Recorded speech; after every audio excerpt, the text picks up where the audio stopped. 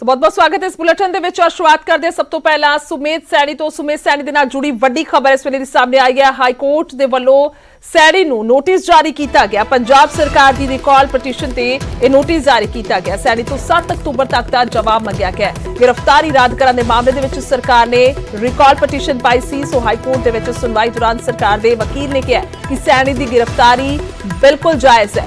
ਸੋ ਕੁੱਲ ਮਿਲਾ ਕੇ ਹੁਣ ਸਵਾਲ ਜਿਹੜਾ ਉਹ ਕੀਤਾ ਗਿਆ ਨੇ ਕਿ ਜਵਾਬ ਮੰਗਿਆ ਗਿਆ ਸੁਮੇਧ ਸੈਣੀ ਤੋਂ। तो फोन लाइन ते ने पत्रकार उमेश शर्मा। उमेश की कुछ जानकारी अगर इस खास अहम खबर की गल की जाए तो। बिल्कुल सरकार की रिकॉल पटिशन से सुनवाई हुई है और सुमेध सिंह सैनी को नोटिस जारी किया गया, जवाब मंगा गया है और 7 अक्तूबर तक ये जवाब देना होएगा। नाले सरकारी वकील वालों कहा गया कि जिहड़ी गिरफ्तारी सी 11 नंबर FIR विच वो जायज सीगी और ये भी सरकारी वकील वालों उत्थे आरोप लगाए गए कि सुमेध सिंह सैनी की मंशा जिहड़ी हैगी है वो जांच विच शामिल नहीं होने दी और तां ही ये सारा फर्ज क्रिएट किया गया। ते हुण 7 अक्तूबर तक जवाब देना होएगा और 7 अक्तूबर नूं जिहड़ी सुनवाई होनी है वो जिहड़ा मेन केस है FIR नंबर 13 ਉਹਦੇ ਨਾਲ इस रिकॉल पटिशन ते भी उसी दिन सुनवाई होएगी। सुमेश दर्शकों को जरूर समझाया जाए थोड़ा कि हुण जिहड़ी गिरफ्तारी नूं लैके जो जवाब दर्ज होएगा उस तो बाद गिरफ्तारी पॉसिबल हो सकती है, क्योंकि घट्टो घट्ट अल्टीमेटम देने की जिहड़ी है वो गल कही गई है जेकर सुमेध सैनी की गिरफ्तारी करनी है पुलिस ने। देखो ये मैं एक गल क्लीयर करदा कि हले सिर्फ एक रिकॉल पटिशन की जी सरकार वालों पाई गई थी, क्योंकि 11 नंबर FIR विच जिहड़ी गिरफ्तारी हुई थी ये उसका मसला है। सुमेध सिंह सैनी के कई मामले हाई कोर्ट विच चल रहे हैं, कई एप्लीकेशन चल रही ने और कई बार ये भी होंदा कि किहड़े मामले च किहड़ा इशू है, किहड़ा नोटिस होया, लेकिन ये सिर्फ रिकॉल पटिशन ते नोटिस होया और जवाब मंगया है कि जिहड़ा सरकार ने रिकॉल पटिशन पाई है उस ते तुसीं जवाब दिओ कि तुहाडा की कहना है कि सरकार दे ये एलीगेशन ने कि तुहाडी गिरफ्तारी सही है और FIR नंबर जिहड़ी 11 विच विजिलेंस ने गिरफ्तारी दस्सी थी वो जायज है। वो हुण तुसीं जवाब दिओ। एक नोटिस हुंदा है, प्रोसीजर हुंदा है, हुण देखना होएगा कि सुमेध सिंह सैनी अगली सुनवाई च की जवाब दिंदे, उस तो बाद कार्रवाई कितना आगे बढ़ती है। 13 नंबर का जो FIR है नाल इस मामले की सुनवाई होगी, क्योंकि काफी पटिशनर ने अलग अलग मामले च अलग अलग पटिशन पाई हुई ने, लेकिन ये पटिशन जी है सिर्फ रिकॉल पटिशन से सुमेध सिंह सैनी नूं नोटिस होया है। बिल्कुल सो रीक रहेगी कि कुछ जवाब जिहड़ा रहिंदा है और बहुत बहुत शुक्रिया तमाम जानकारी दे लई उमेश।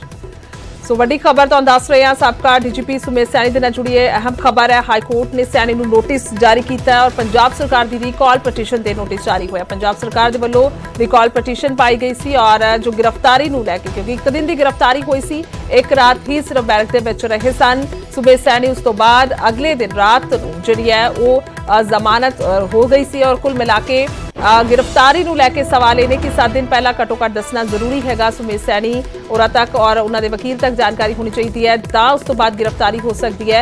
और कई मामलों दे विच घिरे हुए ने सुमेध सैनी। जेकर गल की जाए तो बेअदबी मामले नूं लैके भी पुछगिछ हुंदी है और होर बाकी मसले विजिलेंस दे वल्लों ये गिरफ्तारी हुई सीगी और कुल मिला के गल की जाए तो नाजायज़ कोठी ते कब्जे का यह मामला है। सो कई मामलों के विच सुमेध सैनी जिहड़े ने घिरे हुए नजर आए ने। सो रिकॉल पटिशन ते हुण नोटिस जारी होया है और सैनी तो 7 अक्तूबर तक का जवाब मंगया गया। गिरफ्तारी करन दे मामले दे विच हुण सरकार ने जिहड़ी है रिकॉल पटिशन पाई सी जिस ते जवाब मंगया गया। देखना होना है कि हुण की कुछ जवाब जिहड़ा है सुमेध सैनी दे वल्लों उन्हां दे वकील वल्लों दर्ज कराया जांदा है, क्योंकि दा पेच जिहड़े ने बहुत बखूबी तौर ते समझते हैं सुमेध सैनी, क्योंकि साबका DGP रह चुके ने और इस दे चलदे कह सकते हैं कि हुण तक पुलिस की गिरफ्त तो भी बाहर ने, क्योंकि कई तरह के दा पेच हुण तक लाए जा चुके हैं सुमेध सैनी होरां दे वल्लों और बखूबी तौर ते कानूनी तौर ते जिहड़ी लड़ाई है वो अपने हक दे विच उन्हां दे वल्लों लड़ी जा रही है। हालांकि इधर गल की जाए तो कई मसलियां नूं लैके जिहड़ा सुमेध सैनी ते कई बार गिरफ्तारी की तलवार लटकी भी है, पर हुण तक गिरफ्तार नहीं हुए। सिर्फ इक्को बार हुई सी कुछ दिन पहला और वो भी जो पुछगिछ च शामिल होने लई आए सीगे ते उत्थे विजिलेंस दे वल्लों गिरफ्तारी जिहड़ी है कीती गई सी। एक रात ही उन्हां नूं बैरक दे विच रखिया गया सी, जिस तो बाद अगले दिन फिर तो हुण हवालात तो बाहर ने। सो हुण उस तो बाद पंजाब सरकार दे वल्लों जिहड़ी पटिशन पाई गई, सुबारा रिकॉल पटिशन पाई गई ते हुण उस रिकॉल पटिशन ते जवाब मंगया गया सुमेध सैनी तो, हुण जवाब देना होएगा और वेखना होएगा कि अपने जवाब दे विच की कुछ दर्ज कराया जांदा है। उहिओ कह सकते हैं कि बेखूबी तौर पर जानते हुए दा पेच कह सकते हैं कि एक जवाब जिहड़ा बहुत वधिया तरीके दे नाल अपने पक्षों देने की कोशिश करनगे सुमेध सैनी। हालांकि देखना होएगा कि कितनी देर तक जिहड़ा इन्हां दे वल्लों इस तरह दे नाल बचिया जांदा, क्योंकि कई मामलों दे विच घिरे हुए ने सुमेध सैनी।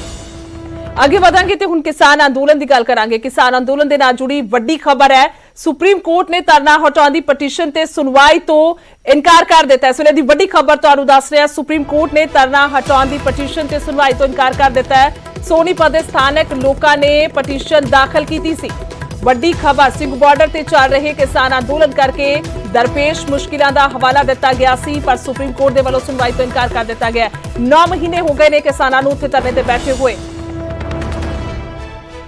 सो आखिरकार की कुछ जानकारी है, सुशील पांडे ने साढ़े नाल दिल्ली तो संवाददाता। सुशील, क्या कुछ जानकारी अगर इस अहम सुनवाई पे बात की जाए तो?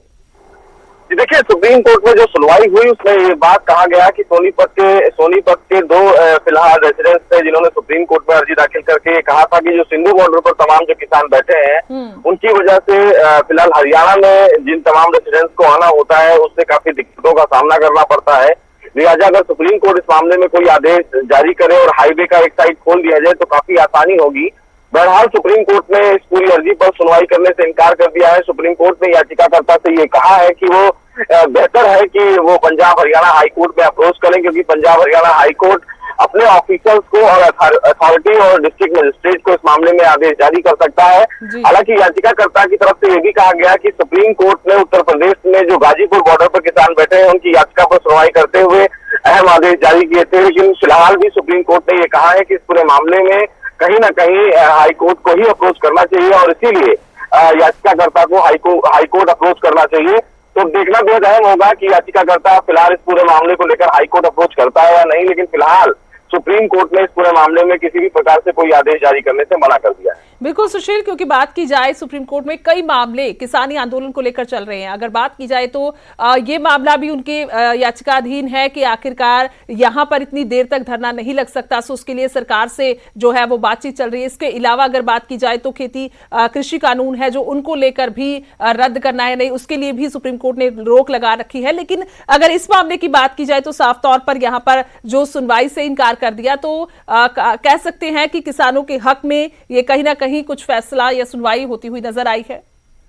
जी देखिए, ये कह पाना थोड़ा सा मुश्किल होगा कि ये फैसला फिलहाल किसानों के हक में है या नहीं है, क्योंकि अगर किसान अपनी मांग को लेकर धरने पर बैठे हैं तो ये उनका मौलिक अधिकार है, लेकिन मौलिक अधिकार के तहत ऐसा भी नहीं करना चाहिए जिससे जो आसपास के लोग हो या जो आम जनता हो वो परेशान हो। क्योंकि जो किसान है वो अपनी मांग बनाने के लिए 9 महीने से धरना प्रदर्शन कर रहे हैं, लेकिन वो हाईवे पे बैठे हुए हैं, जिसको लेकर सुप्रीम कोर्ट ने भी कई बार टिप्पणी भी की है और ये कहा है कि क्योंकि इस पूरे मामले में उनको अपना अनशन और उनका धरना करने का वो अधिकार है, लेकिन वो धरना कहाँ कर रहे हैं ये बेहद जरूरी है। तो ये कह देना कि ये किसानों के लिए हक में है, ये कह पाना थोड़ा सा मुश्किल होगा। लेकिन हाँ, कहीं ना कहीं अब पंजाब हरियाणा हाईकोर्ट जब इस पूरे मामले की सुनवाई करेगा तो देखना बेहद अहम होगा कि वो इस पूरे मामले में क्या कुछ निर्देश देता है, क्योंकि कहीं ना कहीं बात आम जनता की परेशानी से जुड़ा हुआ है।